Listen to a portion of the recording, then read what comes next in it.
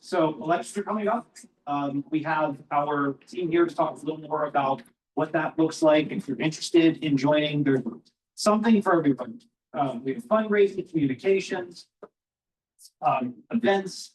So eager to tell you a little more about that. Hopefully you'll get involved. And so Allie is going to talk about that in just 1 minute.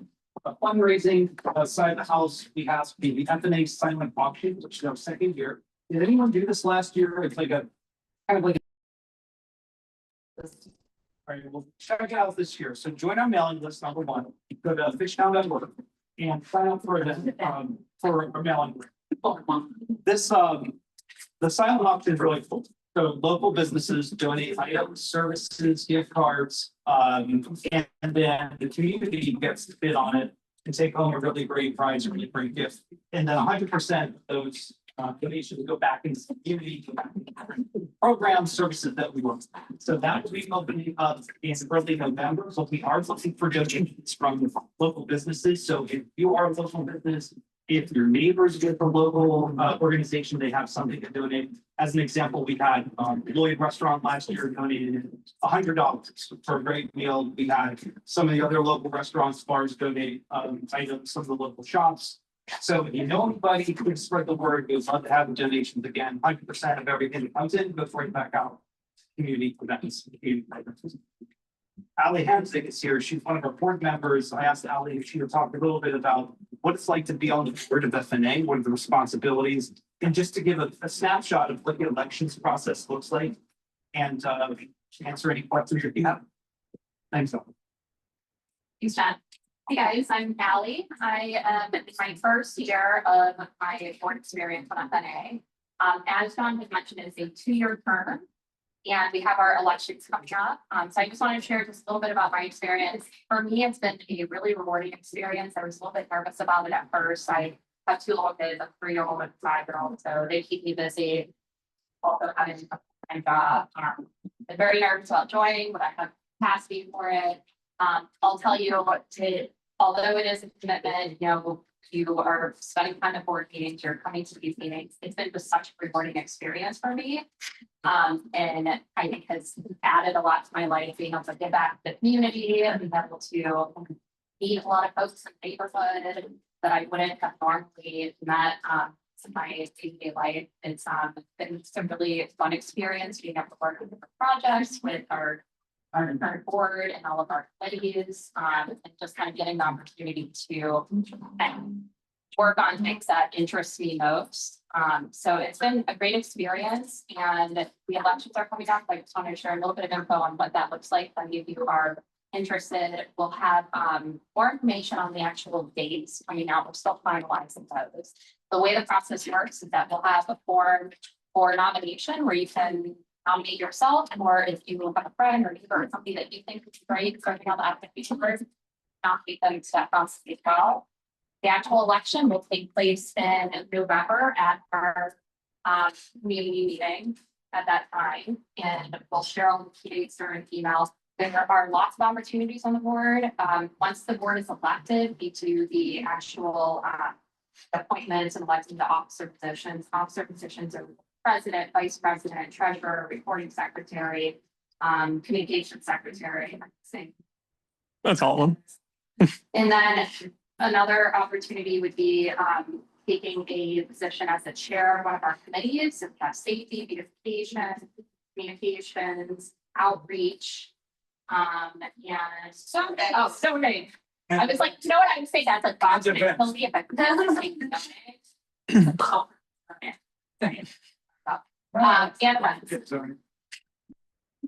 those are all the committees that we have. Chair of committee, or you can be an at-large member, which is what I have been doing this year. And if you're an at-large member, you're expected to be involved in a couple of these committees, helping to lead projects and support.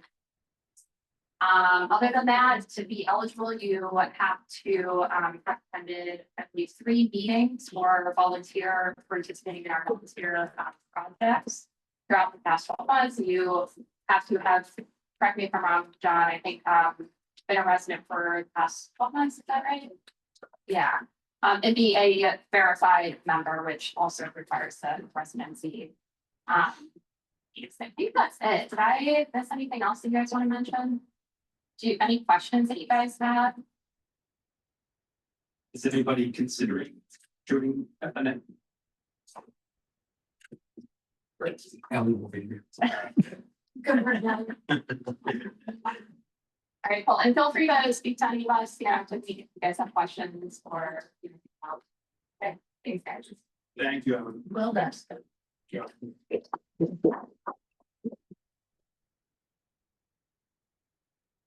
All right, our friends at Philly Street People are here to talk about the services that are available to the community from their organization. Anyone benefited, by the way, from a Philly Street People tree? Yeah, me too. It's awesome. It's amazing for us. So our friends are here. Danny is here. He's going to talk more about what it's like. I'm getting their louder. Okay. So he's going to talk a little bit more about what the organization does, how you can request a tree if that's interesting to you, and any issues that you're experiencing right now in the community related to trees and tree cover.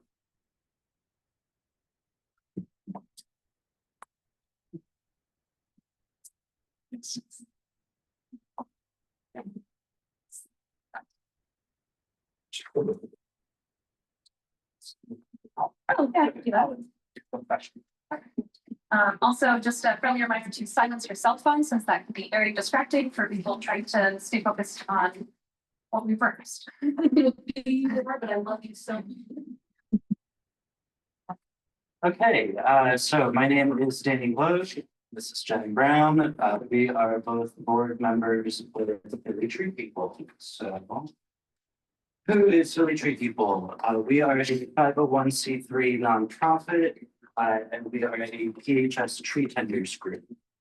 We plant and maintain the street trees in 19125, 19134 zip codes. So we were founded in 2007. Since in that time, we planted over 2,100 trees within that 19125, 19134 zip codes. Our organization, we're made up of a 5-member volunteer board. 2 of our board members are ISA certified arborists, so we do know what we're talking about. We started out as a PHS tree tenders program. If you aren't familiar, the Pennsylvania Horticultural Society offers the tree tenders program, where any Philadelphia property owner can request a free tree from PHS. Once you fill out that form, then someone from the streets department comes to your property. They look at the sidewalk, they check to see if there's enough room, that a tree isn't going to interfere with any utilities, overhead power lines, anything like that. If you can fit a tree there, they will cut a pit into your sidewalk, and then our organization, we do 2 tree plantings a year in the spring and the fall. After your tree has been cut, we'll come out on the next tree planting and plant a tree for you. So all we need to do as on the property owner's end is just to fill out the form and request a tree. We take care of everything else, unless you want to volunteer with us and help us plant trees as well.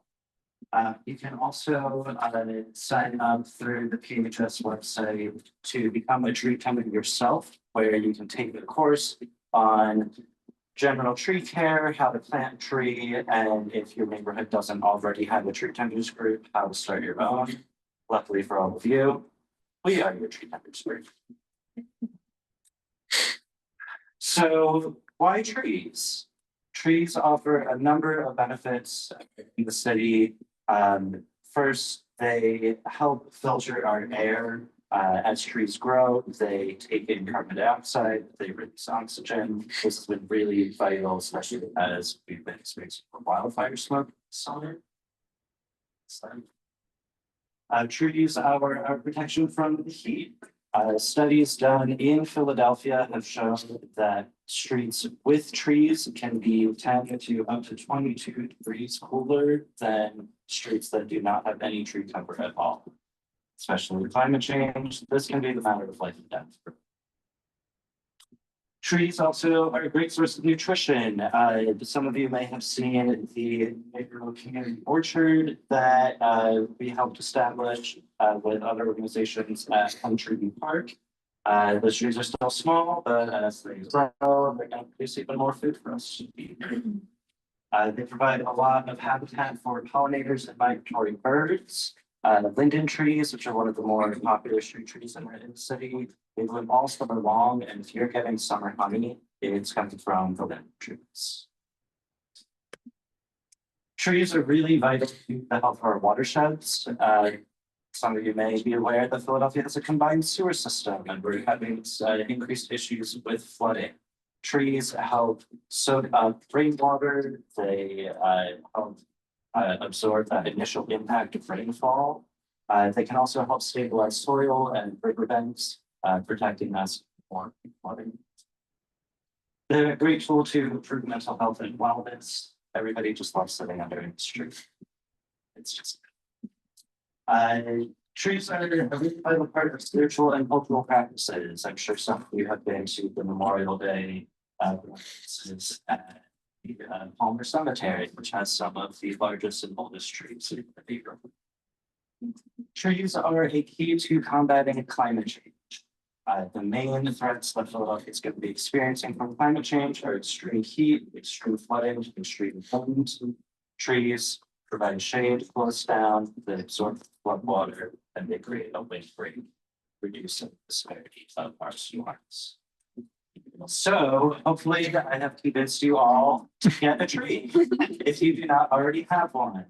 If you are a property owner in Philadelphia and you do not already have a tree, you can scan this QR code. It'll take you to this website. We also have the speaker here with a QR code to request a free tree. So some of the other things that we do on top of our twice annual tree plantings, we also host a pruning club. So you can come out and we will teach you how to properly prune to remove branches and remove trees. We also have tree pit care days where we go out and we feed the tree pits, add extra mulch. The average urban street tree only lives for 7 years. And that is because they just face so much abuse. So going out and just doing this little bit of regular maintenance can really put off the trees. We also do a lot of public advocacy. Here you can see one of our board members, Jason Blank, testifying in front of Philadelphia City Council during a hearing that they were holding about the Philly Tree Plan. So we are constantly talking to different neighbors associations, friends of groups, Parks and Rec, the city, all the different groups that help manage our trees in our city. We are directly corresponding. Some current issues that we are facing in this neighborhood. I'm sure you are all aware of the street repaving that's been going on. So we have a small win where before, when the streets were going to be repaved, the giant trucks would just come through and knock off all the branches from the trees. We've been asking them for years to go and prune the trees preemptively before bringing the trucks through. They did that this year, but they did a really bad job. A lot of the pruning happened right before the first heat wave of the summer. Pruning trees should only happen in the winter when trees are asleep and dormant, not during their main growing season. So here you can see it before and after. They basically just chop this whole tree in half, and we're working with the homeowner on getting the tree replaced. Other issues ongoing are just Pico. Pico comes and they just hack our trees apart. Part of this is an issue of the right tree in the right place.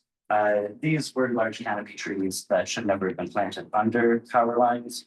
If you request a tree from the city, it is only going to be from the approved street tree list. If there are overhead power lines, you can plant a small understory tree that's not going to interfere, and Pico isn't going to mess with your tree. So we are still working with Pico. And then another issue is just road pruning, well-meaning neighbors going around and helping the trees. Do not touch a tree if it is not yours. The trees are affected. If you don't know what you're doing, you can cause a lot of damage. If you would like to learn how to properly prune, you can come to one of our pruning clubs and we will teach you how. So how you can help, you can join us for a tree planting. We have 2 every year. We're open to volunteers. You come out, help plant trees, and then we all meet up at the brewing company afterwards for free food and drinks. You can come to one of our pruning club events, join a tree care event. You can request your tree today. We are currently at the deadline for the upcoming tree planting. To get a tree planting for spring of 2026, the deadline to apply is November 1st. So if you want a spring tree, apply now. And you can donate and follow us on Instagram, Facebook, check out our website, social media. Like I said, our next fall planting is November 16th, so put that on your calendars. You can help plant a tree if you request a tree and your tree is going to be planted during our fall planting. You come out, we're going to make sure that you plant your own tree. We are also hosting a fundraiser on December 7th at 4 p.m. at Post Haste. Proceeds from drink sales will go to our organization to help us continue the great work that we do. So again, you can find out all of this information and more at our website, treepeople.org. If you have any questions for us, you can email us at treepeople or treepeople.org, Instagram, treepeople. And are there any questions? Yes. Yes, I had a long time ago, first time on that tree, I could participated. I'll play with the trees, whatever. My tree was taken out by a bad driver who drove the wrong way down the street, took out my tree. And I got okay for another tree, but I've heard nothing since November of last year. So how do I help advance that? Because I would like to get it. Email us and we can talk. Yep, we can, yeah, if you want to leave us your contact information after this, we can get that solved for you. Yeah, absolutely. So anytime we post about trees on FNA social media channels, one of the biggest complaints we get is, oh, it's gonna destroy your pipes. It's gonna heat the sidewalk, it's going to cause damage, and we're gonna be on the hook for that. I know that that is not true, because I've worked with Pennsylvania Horticultural Society, and I see the work they do. What do you say to people that make that claim over and over again? Yeah, so there are a lot of misconceptions about trees causing damage in the city. So now all of the trees planted in the city are from the approved Parks and Rec street tree list. These are trees specifically selected so that they do not have aggressive roots. They're not going to be lifting up the sidewalk. If tree roots are getting into your pipe was broken beforehand. It wasn't the tree that caused that damage. So trees on that list are selected so that they don't produce a lot of fruit that's gonna just cause a mess and stain your sidewalk. Trees that have particularly strong branches and limbs so that during storms they're not going to be falling, causing more damage. So there definitely were problems in the past with the wrong tree in the wrong place, wrong environment. Now, any new tree that's planted, it is approved for urban conditions. So there's a couple hundred tree pits around the neighborhood, different trees. Are you able to use them if they are suitable? Yeah. Absolutely. So for us to tree, we do need the property owner to request a tree to be planted there. We do have these door hangers that we go around and leave around the neighborhood. Stack, leave them on your block. If we see a tree pit that's empty and would be a great candidate, we'll leave it on there. We do need the evidence to be from the property owner. And how about if the owner is either city or PennDOT? School district or something, if you have a way to contact them and get a tree, get permission to put a tree in. It would take a little bit more digging. Yeah, schools definitely, it's the principal of the school can request trees for, their school if the land is owned by the city. There's kind of, so we plant trees in the city also plants trees, they have their own timeline, they're not willing to share that with us. The tree philly is helpful, and that's like the tree group that's through Parks and Rec. So if you email tree philly, which I'm sure we can also get you their email, but they're easy to Google. They're also very helpful. I think maybe connect you more directly to like who to talk to for that property. It's a good question. We're also good at harassing Parks and Rec and City Forester and all of that, so if you've tried and aren't getting anywhere, contact us. You can see if we can, that's a question. I'm sure you guys know, up and down Shanford Avenue. There are a lot of tree wells that I think NKCDC put in like 13 years ago. The rubber tree. Yeah, where they've been, they put in some sort of soft asphalt in there. So the trees are getting big enough now where they're being birthed, or they're about to be birthed. So all these trees are gonna die. Is Philly tree people doing anything Yes. to address it? We've asked, we've tried, I mean, anything effective is what I mean. nothing effective. Yeah. So if we try something else. We're trying to apply for grants, we're trying to get the city to work with us, but there's little to no money and it's a lot of work and we would need to subcontract out other organizations with bigger machinery. And it is something that we have been aware of and trying to do something about, The main hurdle is financial. financial and bureaucracy. Is it more than just removing some of the asphalt from around the tree? I mean, to me, it looks like that would help a lot. But It would help a lot, but we've been told that it would require machinery from subcontractors that we can't do on our own. like a jet. Yeah. Well, that'd be great. Yeah, we are trying to work on it. Thank you for, alerting. I know I've been You pushing see the- about this, but it's like, Yeah. everybody looks at that and cares about trees cringes because they know they're gonna get killed. Yeah, Yeah. one in the back first and then you again, yes? I know the city's pivotal on this, but for your group, when you're working with people that want a tree. How do you handle somebody that lives on a corner property, wants to plant a tree 5 feet from stop sign, so when that tree It won't. flies, blocks the stop sign? It's gotta be 10 feet from the stop sign. There's a whole list of There's a regulations. long list. Right, I mean, I know they're on the city website, but it just seems like there's a lot of things Yeah. popping up right in front of stop signs. If they've been popping up more recently, that's surprising. I just a lot of, like Jenny said, a lot of the trees that had been planted like 10, 20, 30 years ago, we didn't have a lot of the information or regulations that we have now. So there are more limitations now. People are more frustrated that they can't get a tree now. Same for electric poles, your. Yeah. Your main drain. Yeah. Tell you all, it's like, So. Okay, yeah, So we have one of the most engaged, active neighborhoods that I've ever seen. So is this something where people could send in a 311 request about the trees that are being crowded?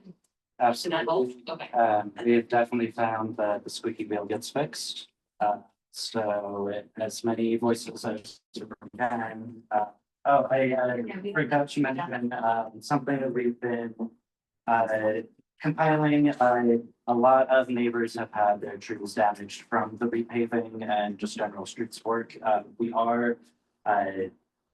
have a form that you can fill out if your tree was damaged, so that we can document that damage, have a record of it, and then we have plans to talk with city council and the streets department and Pico and all of these groups, and just the more voices that we can have showing that the damage that they're doing.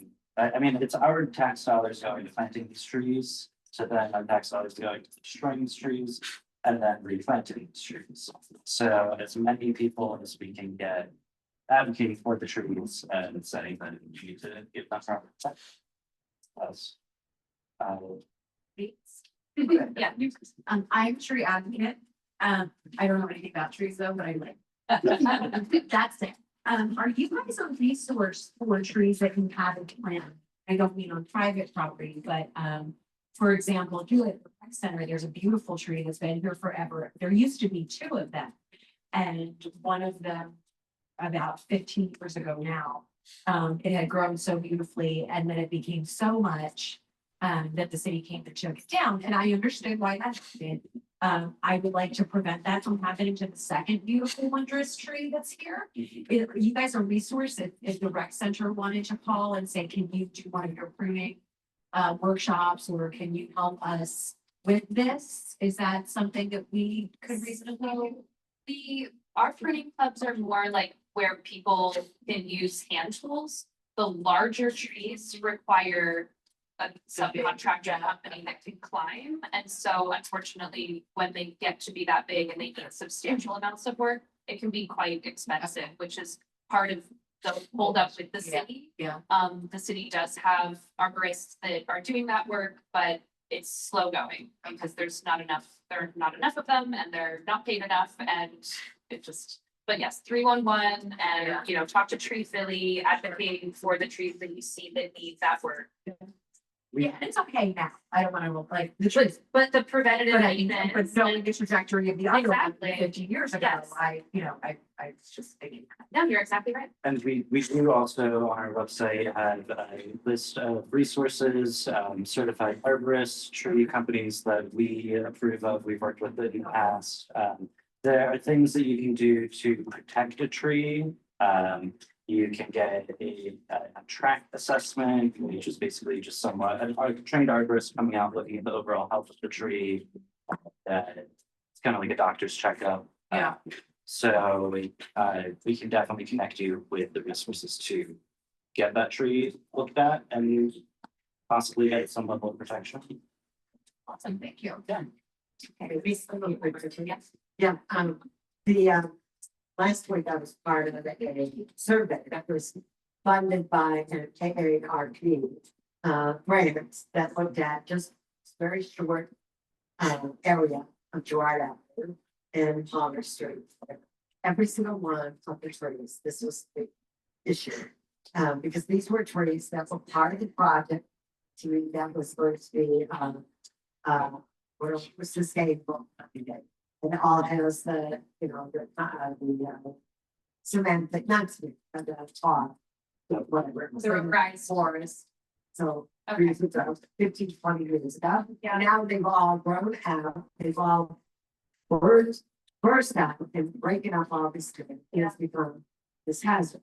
So are you coordinating in any way, shape or form to help to avoid any of that happening in the future? Which means that you choose the kind of trees that go in places, which this was done by arborists. This was not done by, idiots or anything like that. It was people who knew trees who did it in the past, 20, 25 years ago, whatever it was. But anyway, it's now also needs to be dealt with because it's now another kind of hazard, which is a grouping falling. Absolutely. Sorry, working together. So this is kind of something that we've been working on. There's a lot of infrastructure set up to planting the trees. And there's not a lot set up for maintaining the trees long term. That is the responsibility of the city. The city should be coming out and fixing the sidewalks. They should be trees. They have a huge backlog, so I'm sure they'll get to it eventually. What we are trying to work on is working directly with property owners. We are in the process of setting up a fund so that property owners who want tree work done but don't have the means to get that work done, where it really should be their responsibility to pay for that work. We can help supplement that. It is also tricky on Gerard and Franklin Ave because those are arterial streets in the city, and so there's some overlap. It's like we're not just working with the streets department, we're working with PennDOT then, and PennDOT just doesn't care about trees, so we're the lowest priority with them.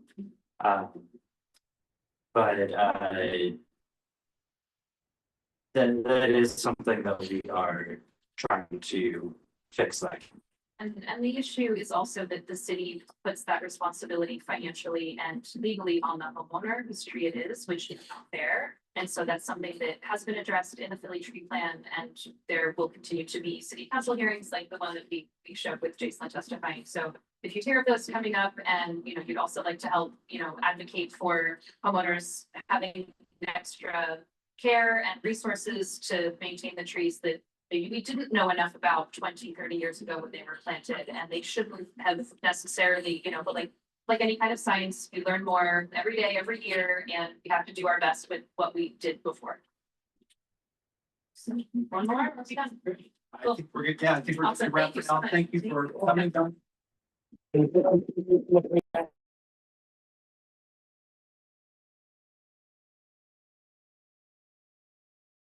you very much. Thank you. Okay, next up, OTIS, the Office of Transportation Infrastructure Systems. This year, Kristen and Adam. This is a follow-up presentation from one that was a few months back, where they talked about projects of theirs that involves bikeways. After this presentation, so we have one more quick presenter of this presentation, yours. And then we'll go into more detail when voting will be open for a proposal that they have on the table, and we'll talk about it. Thank you, Otis.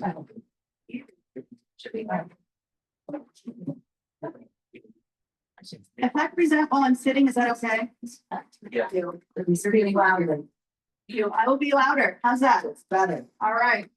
My name is Jeanette Brugger. I am the bicycle pedestrian coordinator at the Office of Multimodal Planning. Adam Smith, I'm the district manager for our central district, which includes Fishtown and all big old bunch of the rest of the city. Kristen Sambella, I'm the community coordinator with Jeanette and Adam. Go Birds. Thanks for having us. As you heard, we were here in January and we have moved forward a lot of details. Let me know if I'm not loud enough to do that, okay? And we are almost at 60% design, but there's still two spots where there are concerns. Okay, and we still also don't have construction funding, so we need to finish narrow spots and make a decision with you here tonight and within the next week to move those spots towards final design.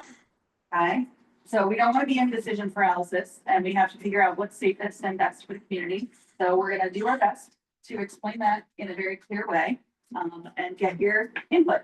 Okay, so again, a quick recap: the project overview and goal are to create traffic calm neighborhood streets with slower speeds and safer conditions for people of all ages and ability, whether they're walking, biking, or driving. And the two streets we're looking at are Columbia and Palmer. Here's where we are to date. See if you can find yourself in this picture. We are here at the Purple Star. We started this conversation back in 2023, a while ago now, with a feasibility study where we asked neighbors and others to come up with some priority streets that we should move forward on design, right? And then we started the engineering design of these bikeway streets, continue to gather neighbor feedback in January. We want to finish the design of the streets and look for construction funding. It's hard to do that without final design plans because we need to have quantities and an exact cost estimate to ask for. So we hope to move forward construction of these and start our next planning on our next streets, whether Fishtown or otherwise. So the key decisions we're looking at tonight are an eastbound route on Palmer and Frankfurt. So we're going to zoom in on one block, and then a westbound route on Columbia and Delaware. So we're going to start with our eastbound options. Again, Palmer and Frankfurt. And we're looking at this route right here. Very similar to what we talked about in January. And just so you know, please take any photos you want. I'm happy to post, but also this is going to be on the website. So we can share the PDF with you as well. Okay.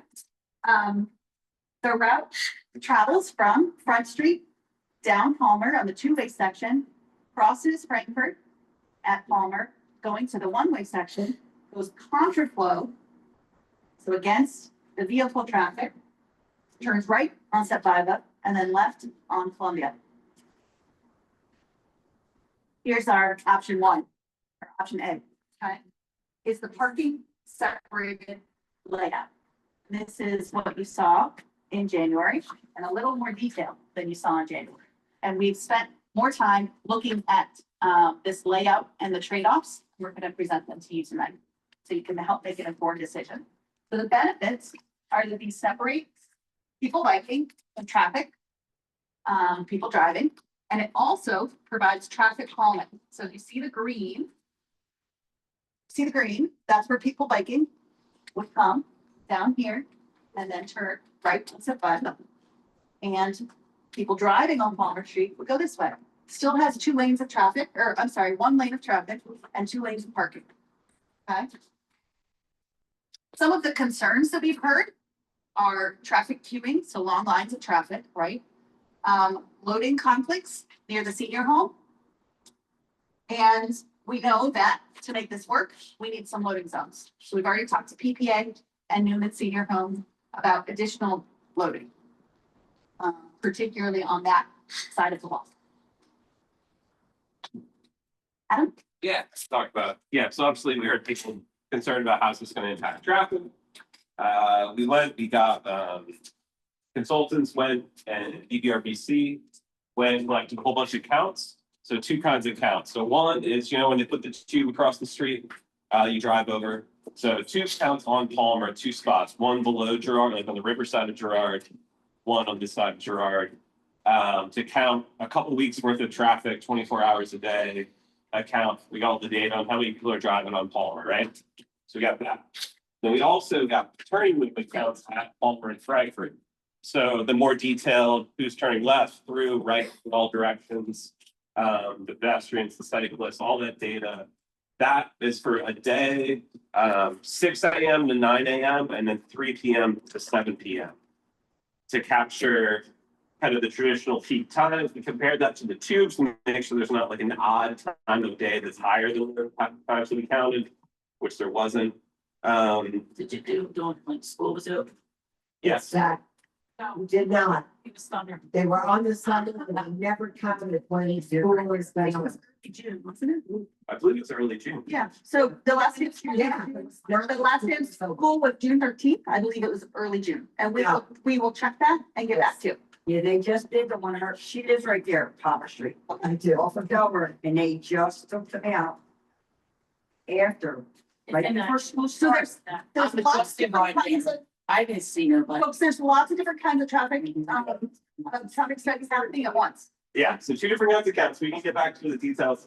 But you would have seen the turning movement count, that is like a thing that they put up on a post. It's pretty subtle. You wouldn't notice it unless you're really looking. They take that and then they take that back and somebody manually watches video. But anyway, we got the counts, put it into a traffic model, looked at that AM peak hour, PM peak hour. And yeah, so it shows, yeah, there are some increases in queuing. Particularly, so AM looked pretty good, like 3 extra car lengths of traffic at the worst time of the morning peak hour, right? Pretty negligible. PM did show more, so like an extra 14 cars worth at the worst point of the day. Like that's no joke, that's something. But those queues are, as we go to the next slide, that's the 95th percentile queue, right? So that's 95% of the worst traffic hour of the day. It's not that bad. So we're talking about the 3 worst minutes of the whole day is when that queue is. Now, obviously, that doesn't just pop out of nowhere and then drop back into nothing. There's a sort of, it's going to reach that point, flow back down. But this is what the model shows. The worst views would be a blue arrow back to kind of that first leg of Memphis. That's 14 cars. Yeah. Yeah. Yep. So out of the peak hour, that's 3 minutes of the peak hour. It might spill back to this point. Excuse me, I'm sorry. What are the 2 streets that are there? What are you showing there? Exactly. I can't see it for back. Yep. So this is Palmer, Yes, Frankfurt, yes. Memphis, Okay, that's your and right. then other Memphis, right? And set by them. Yeah, that's not the busy part. Yep. So this is the part we're talking about as far as the traffic impact. because this is the decision we need to make. It's about this block, whether it's a parking separator or not. Okay, so let me ask you this. How did we find out? Let's take. We're actually gonna take questions in the end. Yeah. That sounds good. There's more to this. Yeah, well, yeah, right. So. All right, so we're gonna move on to what the other option is to vote on. And that's eastbound option B.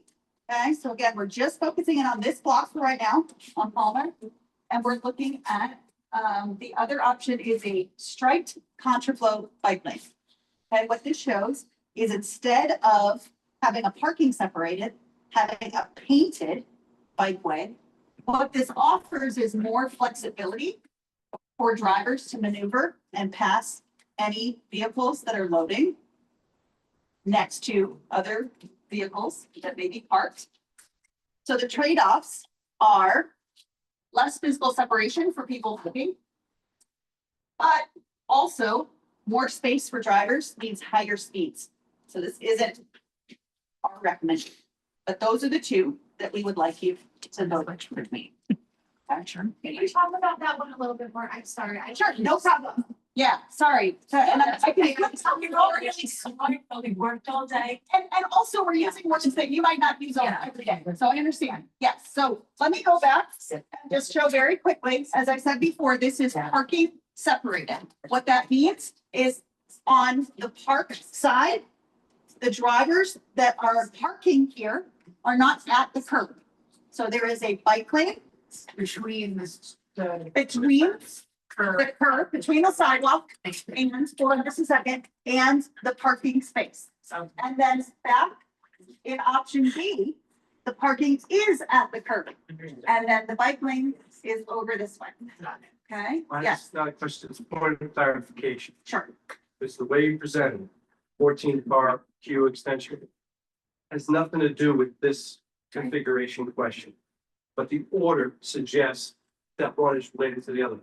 But what you're presenting, the thing you're asking us to decide between, will have no influence on the 14 car thing you just showed, correct? No, because you're going down to one lane. That's what's causing. That's right. Well, it's like, oh, But this it's is not- one lane. See, how do we want to, you want to hold question, want to get through the presentation, right? It's probably best. Fair point, fair point. Fair point. So the traffic will be impacted either way. Right now, the lane is too big, right? It is still legally one lane. Okay, and drivers act more safe when they go slower. Drivers go slower when they don't have that extra space. Okay. Does that clarify the back and forth? Excuse me, I believe that's true. Like I said, I'm crossing where it's on Palmer. Sure. And every day, at least 10 times, somebody wants to run that stop sign and run me over. And that street ain't that wide. So I don't believe that has anything to do with the way people drive. Sure. That's a bigger tree got taken out. Sure, I agree with drivers. So Yeah. the size of the street does not matter about slowing down how fast they go, unless it's this big. So both things can be true. It's aggressive drivers that cause crashes, and it's too much space that cause crashes. It's not one or the other. Okay? So we're gonna hold the questions. All right, listen, do we want to talk about one and then move on? Can you finish both and then, Yes, Okay, and hold all questions? absolutely. sounds good. And we always go back to any of these to get a reference. Anytime we're gonna keep questions and answers short, but let them do this. Absolutely. So as we said, we need to have loading zones to make this work. Because right now, because of that extra half a lane space, folks are used to loading in the roadway where they should not be. The entire block face of the Newman Senior Homes used to be a loading zone. It is not anymore. They need that loading because you see people loading in the vehicle, in the driving lane. So that's not working. That's not safe. They need loading zones. So this shows where we can put them. Again, we've already talked to the Newman Senior Home. We've already talked to the PPA about this. Okay. And this is included in both alternatives. So again, the CD recommendation is to install option A. It addresses the concerns, and we also need to address the concerns with loading and install traffic calming and monitor the queues. Okay. So we're gonna move on to the westbound option. Okay, the westbound option includes some of that space at Palmer Street that you were interested in. We are looking at Columbia at Delaware Avenue. And this is the route we presented in January. The route we presented in January includes right here at Beach and Penn Treaty Park, going up. Again, this is westbound, so going up Columbia, turning right on Salmon, turning left on Earl, turning right on Wildy, and turning left on Palmer. Okay, and I'll show a little more detail on this in a second. What we're looking at is a contraflow between Delaware Avenue and Richmond. The Pearl starts is a low stress route from Penn Treaty, and there are minimal interactions with drivers along this route. Okay, the concerns are that it will remove 4 parking spaces, which are next to the surface lot where this circle is. Okay, it's one of the concerns. This is the major way that folks get to Penn Treaty Park. Right, so this is almost intuitive. Here is a plan view of what that would look like. You'll see a couple other things that I won't go into too much detail on, but you'll see a couple other intersection traffic calming, some new concrete to protect people walking and biking across, some new kind of neck downs at this intersection, and then that contraflow bike lane on Columbia between Delaware and Richmond. The idea then, as I mentioned before, is that the bike lane or the people biking would travel in this contraflow layout. Here is the bridge at 95 that goes over, right? You folks know this better than I do. I'm just going to talk through it so it's very clear. Here's the bridge that goes over at 95. That has quite a wide sidewalk, right? About 12 feet. So there is space to share between people biking and people walking. So at Richmond, across from Richmond, people biking will go onto the sidewalk, then turn right on Salmon, left on Earl, right on Wildy, left on Palmer. Okay, is that clear? Great.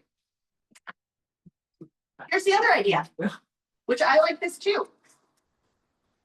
This is the Delaware Avenue bike lane. What this does, and the idea for this, still conceptual, is a 2-way separated bikeway along the southbound vehicle lanes for Delaware Avenue. So right now, Delaware Avenue has 3 lanes here that go down to 2 lanes at Columbia. So it's not as though another lane's worth of drivers show up at Columbia necessarily, right? So we don't probably need that extra lane north of Columbia. So the idea is to take one of those lanes, insert or build a 2-way bikeway that could extend all the way to Aramingo. It could be a connection to the I-95 kind of spaghetti paths there that are under 95. It could add traffic calming or right-size Delaware Avenue. But there are challenges as well, right? So this would require a separate project and a much bigger effort. So this is a longer term effort because we would want to build out the curb or do this with modular curb, but really treat it right and not a quick build like we're talking about as part of this bikeway project. All right. So our recommendation is to advance Route A, the contraflow, and then study Route B. Okay, so it doesn't have to be either or for this one. Okay, any questions about this westbound portion in a clarifying way? Yes. Part where it goes on the sidewalk under 95, Yes. will it be like marked for bikes versus, okay, yeah, just right now. Either marked with paint or signs of some Okay, just wanted to make sure. Are you saying as far as space for pedestrians, space for people biking? Yeah. I don't. Sometimes we use paint Are we? or sometimes we use signs. It will communicate in some way that it's a shared space and people Oh, yeah. need to yield to people Yeah, walking. but if it's just the sidewalk as it is now, we already see it, like bikers are just. Yeah, I think we're starting on. Yeah, as long as it's clear, I mean, I get sure the road and stuff.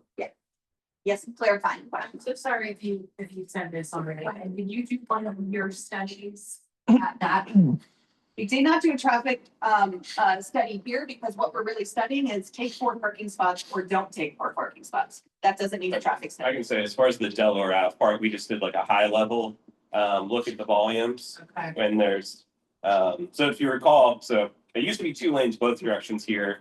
The 95 interchange got put in, it got blown out to 3 lanes each direction. 2023, we already took the northbound back down to 2 lanes because it was excessively wide. There's a lot of crazy things baked into the projected traffic volumes in the 95 interchange. Yeah.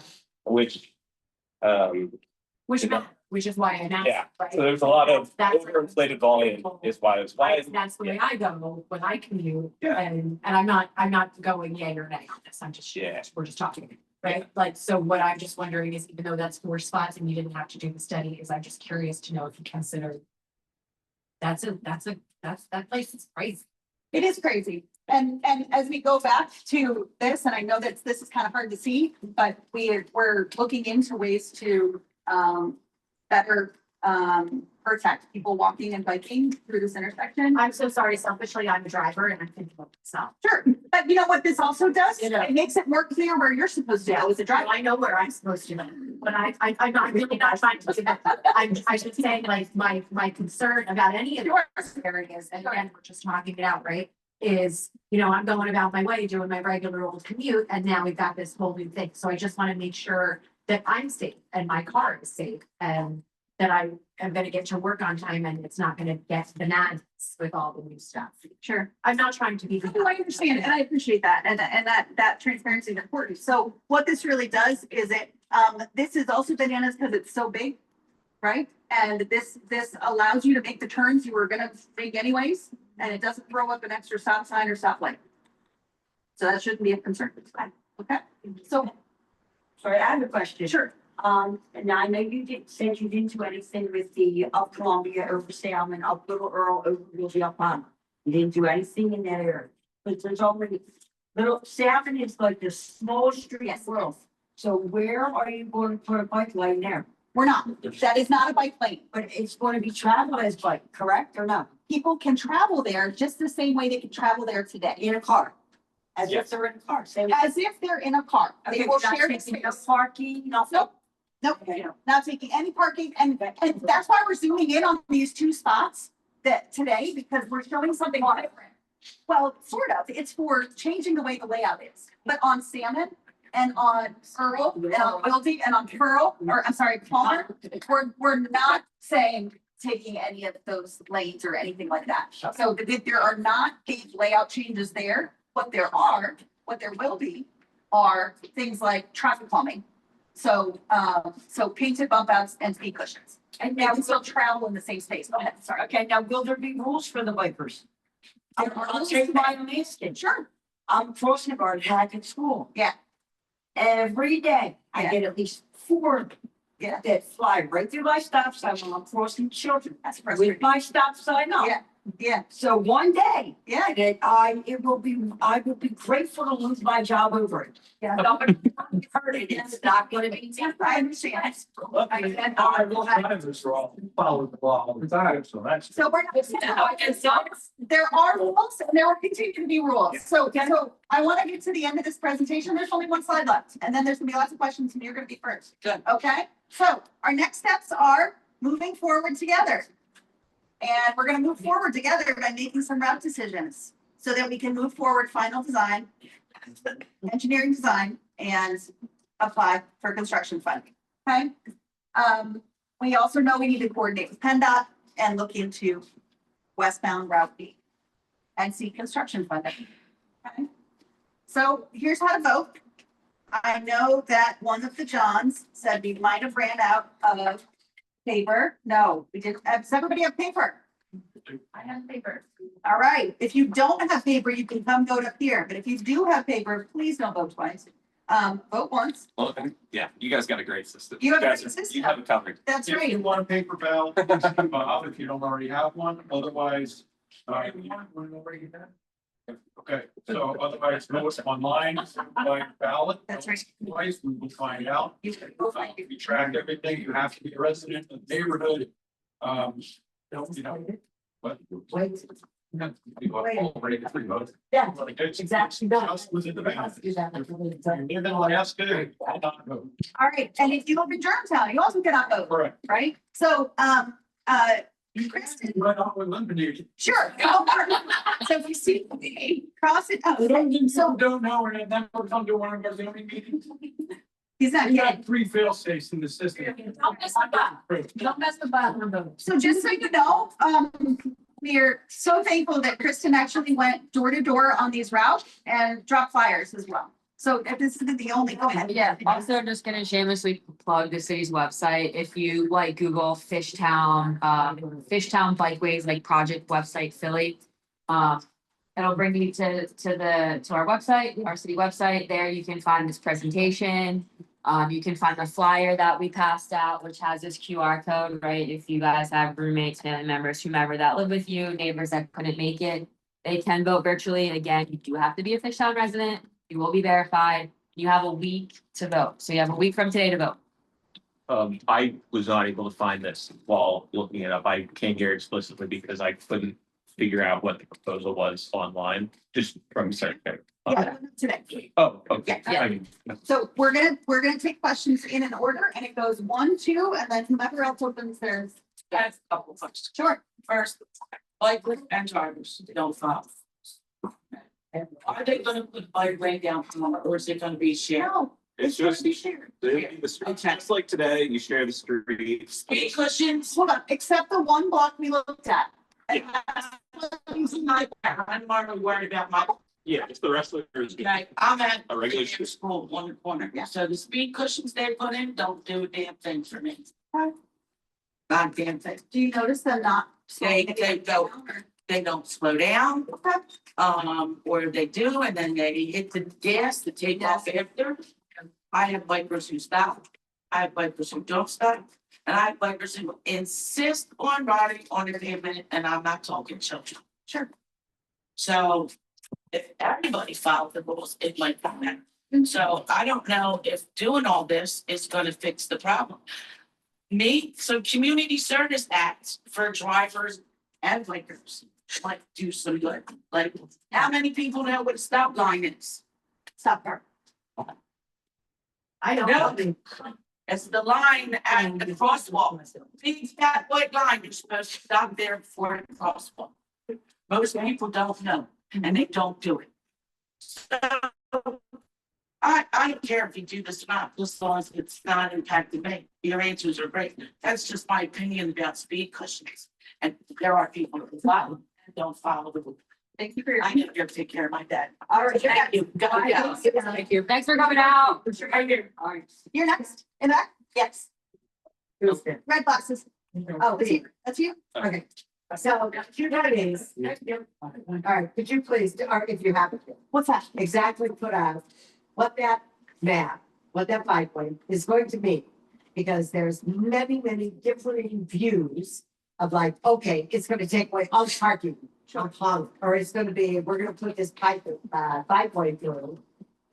At certain points of Palmer, it's wider, other places it's narrow, same thing Columbia. Sure. Okay, so where is this bikeway going to go? How is that going to impact? Because we've had this discussion. I followed what I'm from. So I watched where those switchers came and when they came in, they were not during the time when school was open. Where there were more people around, and that's the problem. And then secondly, was just watching the bikers. Because I have no problem with bikers. I love it. I wish more people did it, but the problem is that 1 out of 15 that I counted stopped at the stop signs that she's talking about. 1 out of 15. So there's something that's gotta happen for the bikers to deserve the bikeway, in my opinion. So we all deserve safe streets. Like we all deserve to be safe, Yes, right? right, Lou, and you maybe have to put up signs and say to bikers, hey, stop. Because they run like they dodge and some of the drivers that stop. That's one side of it. So the other side is what we're voting for today. It's just the crosswalks, basically. That's right. Between the two sides, the two ends of it. Yep. That's right. But in between the two, You're talking about painting a line. That's all. No, No, Not even getting a look. you're not even gonna pay the line. What are you gonna do? it is traffic, it is linear traffic calming. So what it is it's basically a bike priority street that says bikers go this way because drivers will be slower. There will be speed cushions all along this route. There will be connections that you can get to. And if you go up Palmer, you'll get to that block and have a connection. Okay, but there's not gonna be anything that's going to divide out the lane. No. Not Not change the lane. designated like there is in Columbia right now, there's a Yeah. little sign Sheriff. saying, Sheriff. you know, clear, right, sheriff. That's So there's nothing like that, or is there? We are finalizing the design. It might have sharrows, but it will not take vehicle lanes or parking along those routes. This is the same as Belgrade Avenue, which has the shallow avenue. Right. It's not plus, it's a little bit different. Well, the rate's wider though, so that is a kind of. Yeah. That's Yeah. Is anyone from Newman here? Is there anyone outside? We're gonna meet with them separately. Thank you. Yep, Can you, Yeah. Martha, thank you, yes.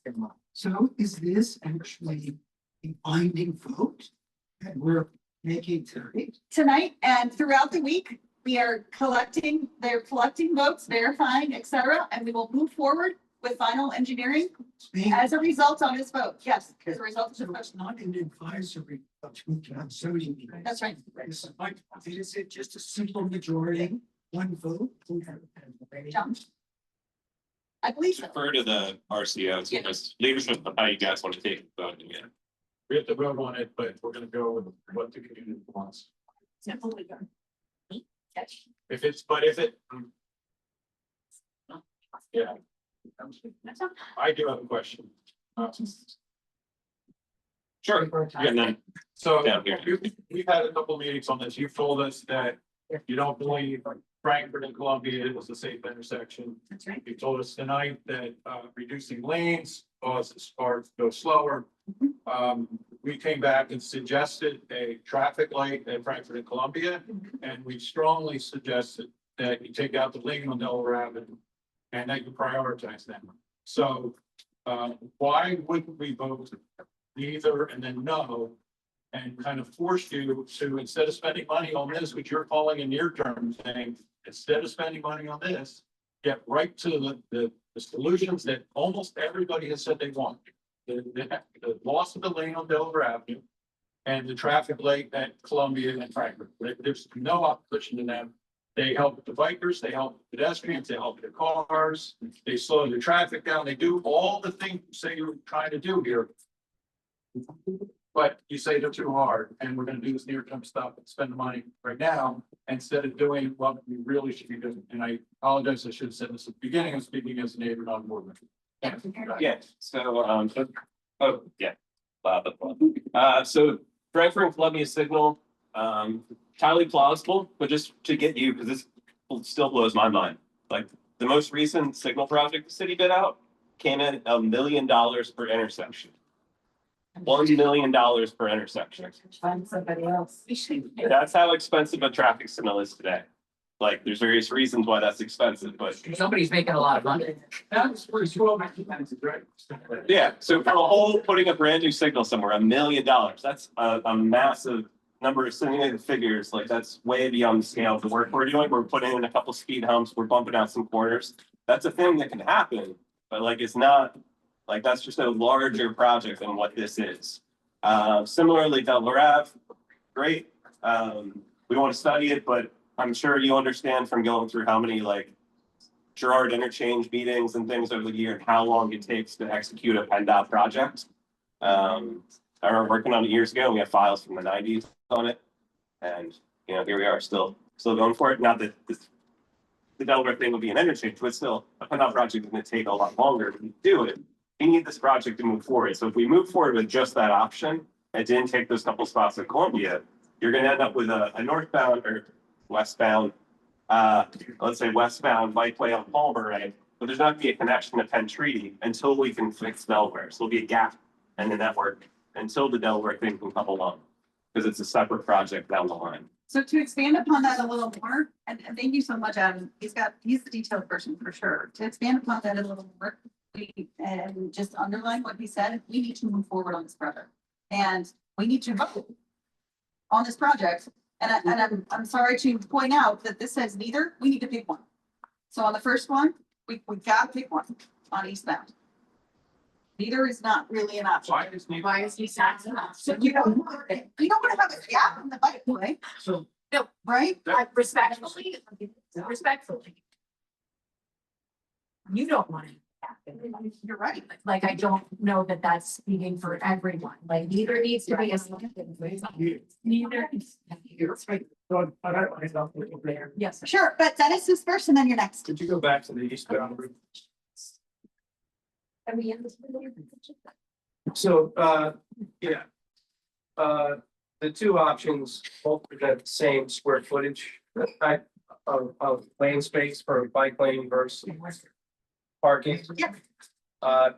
Could you eliminate the different safety issues Sure, in the two options? sure. You want to take that? Yeah, sure. Yeah, so I mean, your trade-off, obviously, the cars are physically constricting you to that one spot. We're leaving a little space up here, so let's say somebody's queued to make a left turn. There should be enough space that somebody can probably get around as they're waiting to make that turn, waiting for a gap. But you know, you're pretty jammed up in here, you can't go around anybody. But the other one, let's be realistic, if the space is there, if a driver is gonna use the bike lane to get around somebody, right? There shouldn't be wiggle room there. That could be a pro to somebody, people, that's a negative to other people. You mean But that would be the reality of the other option. like what killed the CHOP pediatrician Yes, yeah. on Yeah. person? Yeah. Somebody could drive in the bike lane and that would be a safety issue. Yeah. That's correct. I will say that I feel more comfortable with this than a typical conventional bike lane because you can at least see each other spot on. The issue is still there, but I feel slightly more comfortable with it because as a cyclist, I don't have to look over my shoulder and worry if somebody's gonna run up behind me. And as the driver, you don't have to count on the driver to be looking over the shoulder. You just naturally are seeing each other. I'm not saying it's as safe as the first option. I'm saying it's slightly more safe than a conventional bike lane. Does that make sense? Was that the end of your question? Thank you. Yes. The traffic study maintenance survey, when did that occur? June of This year? Yeah, so there's two different sets of counts. They're kind of different times. We can find the exact dates. We'll get back to you on it. Okay. They were on 1100 Palmer over Labor Day. So it was 1100 Palmer. So there are lots of traffic studies going on. That could have been some other traffic study. Yeah, that wasn't ours. So, yeah. I think, Yes. yeah. Yes. Oh, yeah. Gotcha. I don't have a question, but I just want you to take something into consideration. Okay. The traffic flies from Delaware Ave, they bang that right onto Palmer. I live at 11/6, like a few doors from, and I invited you all to sit over my house. Yes. On Friday evening. I'm gonna bring some popcorn. We're still gonna go on Palmer. Yeah. But what you're gonna have with dead bikers, because the trees are blocking, so they don't see the stop signs. What those cars are looking at, when they bang that light, they see that traffic light and they want to make that. So for bikers, and I'm born and raised in Philly, riding streets since I'm 6 on bikes. I took Spruce Street to work for 15 years, back and forth. I'm not taking the new thing yet, but there's gotta be something done to educate the bikers to trim those trees back, because those cars. Sure. Palmer Street, over legal side. I'm like, we have to talk to the Philly Tree folks who are here. So, they're gonna bang that left onto Little Simon. Yeah. As I said in the previous meeting, we've had 2 dogs killed. Yes. We've had kids nearly hit. Yes. So just whatever you all do, take it into consideration that these bikers need to be educated. They're not born in the city. They're fluffy, like, oh, I'm from Connecticut, I'm riding my bikes, and they don't know the city. You're right. I want to know. Yes, you're right. They don't know the harsh reality. Issue. Thank you so much. So another thing. Respectfully, I've been on paper when I 23 years of my life. We're gonna call I this had a out. bike here. point out also something that might be helpful is that Burke Street is going to be one-way westbound soon from Delaware Avenue. So that's gonna alleviate some of that demand. But I think what we can all agree on is that traffic calming is important and we need these treatments. And that's what, so that's the problem. I mean, it's called a bikeway, but it's traffic calming. It's just traffic calming. It's not bike lanes, it's just traffic calming. So it's gonna slow drivers down. There will be a plan to address what I'm Yes. concerned about. The speeding drivers. Yes, on my street. This will slow speeding drivers. This is. Absolutely. Yes. So I work as a, we do lots of things. Sorry.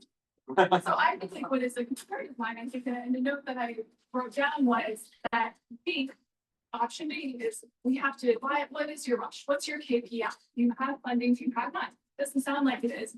So as a taxpayer, it's kind of confusing and a concern for me. Wait, no, let me finish before you hop in. I'm not hopping Some off. stats. No, no, I'm just showing you something. So I just think it's like kind of it's just concerning to me that you're like, okay, we're here, we gotta rush it. This is great. We gotta do it. That's what I feel like what this precedent is. If you're saying that neither is not even an option, you need an answer to that. Because that's your key performance indicator for who? You. Us, what's impacting us. What we work from in my city entity, we care about safety. We care about the grants. There's so many environmental studies that have to happen. There's so many other higher agencies that have to fit. And yet you all use the same product as a consumer for own in and out way during the South suggestion. So the fact that we can't even choose neither and have it reconvenience is just utterly despicable. Thank you so much for your viewpoint. What I really want to point out though is we've been studying this from 2023. Live in Germantown, like you said, please, the crossing guard, I know it, I am late for work because the crossing guard is out and up and ready and rampant. Because it is such a disrespect.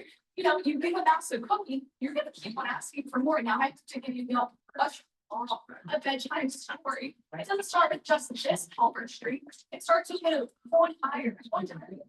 And the other concern is, I walked my dog this morning on that area about the new hospital.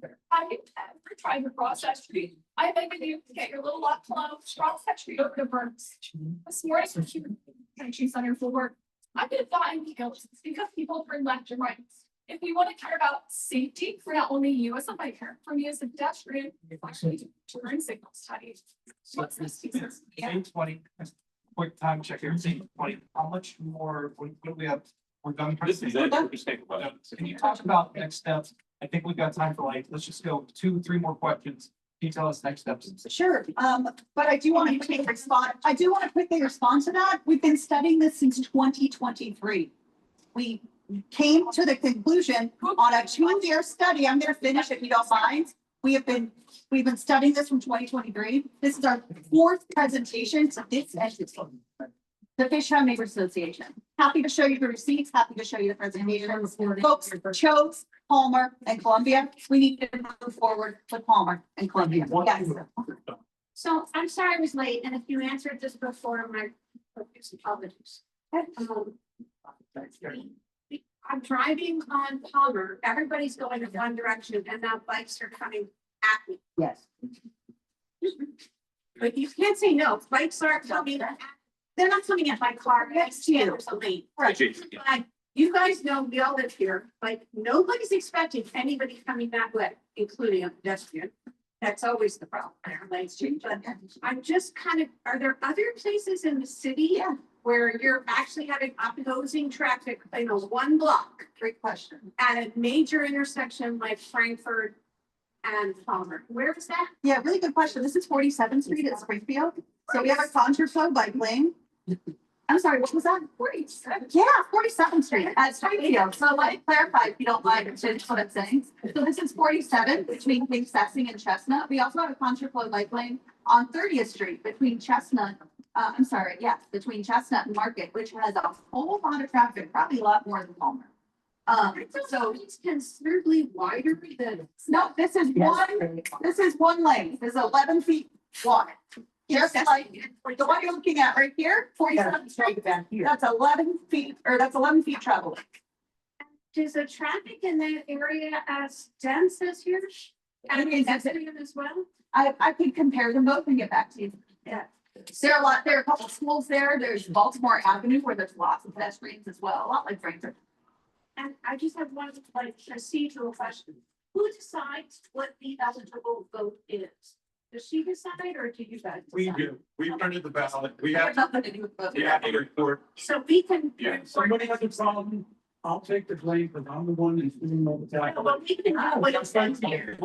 We can do. We'll bring forward. It was as of 3 o'clock to set the new one, I looked at the form and made the ballot sheet, so if something's changed. But you're in charge. I'm asking who's in charge. Because there were of that. people that voted neither online already.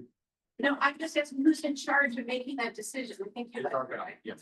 Right. Cool. So I think the hand here is like. Like neither is in fact an option. Yeah. So I love for westbound, I liked option A, but I love option B. But it sounds like that's the most fair. Yes. If I vote yes, does that, it sounds like option B is still an option for the way you want. We're planning to look at that regardless. So Delaware was just repaved and restriped, I believe in 23. So PennDOT's probably not gonna want to go and tear up the street, restripe it. So theoretically, you just think about Delaware could probably happen next time the street is striped. Next time it's paved, pavement's still pretty good out there currently compared to a lot of streets. Yeah. That So was yeah, so that's the kind of like, it's a few years down the line. Thank you. Yeah, that's the last question, Victor. Yeah, I both drive and bike in this neighborhood, and I've come to all these meetings. I really appreciated the work you all put in Thank you. on this. I'm a fairly experienced bicyclist, so like I can exist in the status quo as it is. But I do think these options make it safer for less experienced bicyclists. Yeah. So I just wanted to thanks for that consideration. I definitely prefer the protected bike lane on Palmer. I live very close to Palmer Park. So yeah, and a lot of times people are biking from Palmer and they end up going on Frankfurt, a fairly unsafe place to bike. And I think this provides a great alternative. It's a lot safer than it currently is. So yeah, just wanted to thank you for that. And the Delaware, I'm very excited about the Delaware option, but the other one's the stopgap, I think is an improvement. Thanks. Yeah, I guess that's the question with voting. If we vote, we like B for westbound, should we vote no or yes, it doesn't matter? It's just how much, it's really how much you feel, what do you feel about A? Like B, we're looking at regardless, how do you feel about A? Does that make more sense? Yes. Yes. Cool, yeah. So that means it's possible that you won't do A, and you just delay and do the study? Is that what this vote? Hopefully not. But no, that's what the ballot says? Yes. Okay. That's what everybody's voting on. Whether Okay, the neighborhood supports moving forward with option A. and if we don't move forward with option A, can you still apply for funding or not? Yes. There'll just be a gap. Yep. Okay. And how much, I'm sorry, it'll be fast, I swear. to God. Okay, Fast. she swears. Do I swear? Do you know approximately how much this project Yes. cost? Total, yeah, all together, probably around 800 or 900,000. So So it's as much as $100,000 less than $1 million. in the price cost. of the traffic light, Pardon? the price of the traffic light. For one of the two different areas, Funding. maybe two traffic lights, $2 million. This isn't the same funding. And when they come up the building and they're gonna go left on. They're gonna come up some building. Correct. And it's one of those, let's have some stop sign, except, yeah, so it's down. Thank you. I've only been here for 10 years, guys. No. Sorry. Thanks, everybody, for coming. I know they're trying to, so happy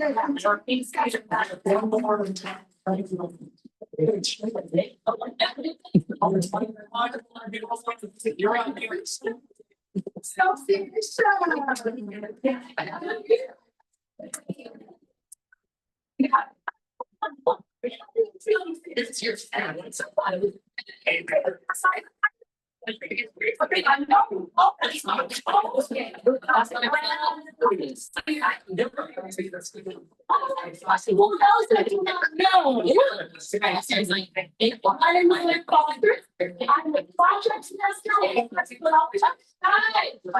The art education department. Prior to that, was a teaching artist in the art education department. And prior to that, was a student for the education department. So to the ethos, but that is the girl that's developing. That being said, a young girl is coming to your neighborhood. Or you have on those. Needless to say, the Mural question will be done with our students in our advanced program. There will be artists by the name of FNA, of which you can learn more about on that. You can also see some of his artwork as well. The theme of this mural will be all that is Fishtown, as our departmental things here is keeping town. We're asking our students to be stewards and keepers of legacy, history, community knowledge, etc. That being said, searching for landmarks to go on this mural.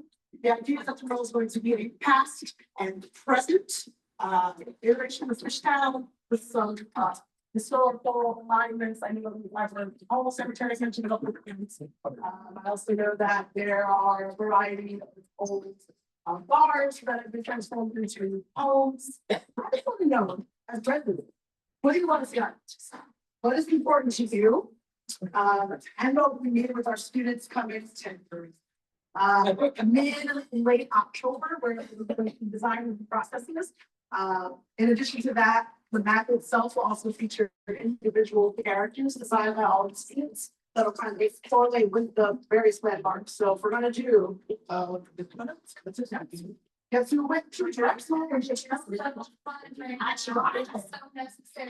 Listen, I love your passion. And I know that I came previously to talk to you all about the safety mural that was dedicated at 1129 Free Street. It was gorge. This time around, I want your input. I want you to tell me, yeah, you want to see St. Mary's not flowing. I'd love to see urban mission and to include the pedal floor, that'd be great. Starting local communities, I feel like I love that. Not like that. Please send me that information. I will see exactly how we can incorporate that information in the world. Pendo's note is very capable of British born and listening or tattoo artist, totally vibes and things. Interesting and on regard. I don't want that. So I don't approve of you doing new murals when you don't maintain the murals that you wrote. Which murals? 1706 Frankfurt Avenue. And this mural is really from one end to the other. And it's been that way for many months. Now you want to put up another mural when you don't maintain that. Are you clear that we don't start which you can tell us which item is going to get that here? Or not. We don't have your mural. I'm not and they don't do it. Because they're not interested, they want to put a new murals up next to it. And it's very disrespectful to my neighborhood. It's an eyesore. It's a great. Say it one more time. It's a great 6 foot. It's only 100 feet. I go to the mural. What your section is? In the parking lot. Yeah. It can be stronger than that. Yeah, it's a big district.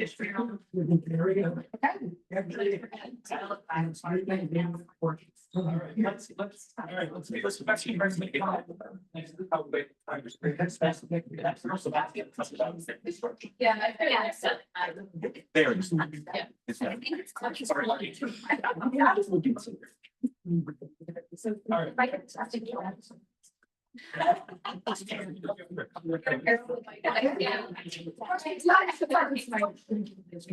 was much feel. I feel like we've all been here. I think they're tense. There's an exciting journey. It's been forever.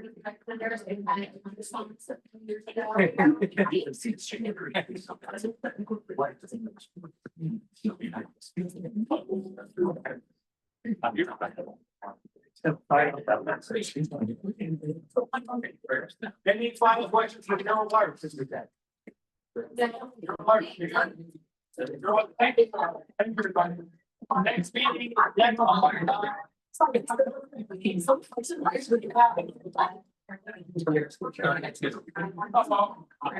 Here's what you can have is I just